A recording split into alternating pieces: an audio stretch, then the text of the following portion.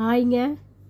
Friday evening இப்போ தான் எல்லா வேலையும் முடிஞ்சிச்சிங்க. வீட்டில் மேலே வந்து செடிக்கு தண்ணி ஊற்றலான்னு வந்தேங்க. எல்லா செடிக்கும் தண்ணி ஊற்றிட்டுருக்கேன்.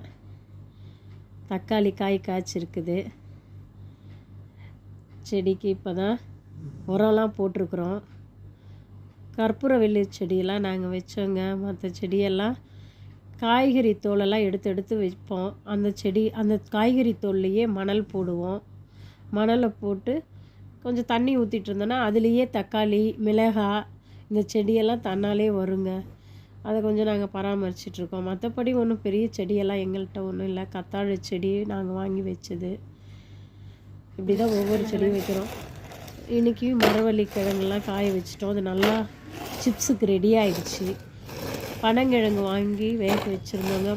யாரும் சாப்பிடலை வீட்டில். அதனால் அது வேஸ்ட் ஆகிடக்கூடாதுன்னு இந்த நாரெல்லாம் உரிச்சிட்டு காய வச்சோங்க. இது மரவள்ளி கிழங்கு.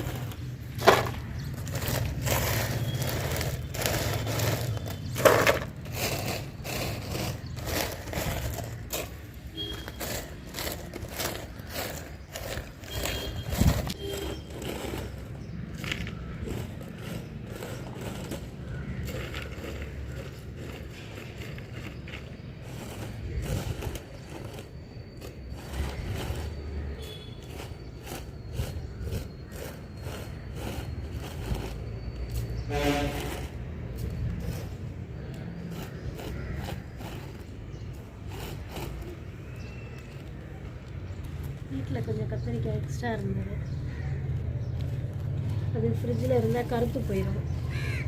அதனால் அதையும் கொஞ்சம் வெட்டி போட்டிருக்கேன். நாளைக்கு லைட்டாக ஒரு வெந்நீரில் போட்டுட்டு மஞ்சள் பொடி போட்டு வெந்நீரில் போட்டுட்டு இந்த தண்ணியை வடிச்சிட்டு மறுபடியும் கொண்டு வந்து காய வைக்கணும். நாளைக்கு ஒரு நாள்லேயே கத்திரிக்காய் காஞ்சிடும். இது பனங்கிழங்கு.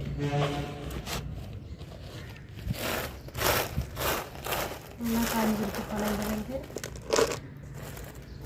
தோலெல்லாம் எடுத்துட்டு எக்ஸ்ட்ரா இருந்தது. இது எப்போ வேணால் சாப்பிட்டுக்கலாம் நம்ம.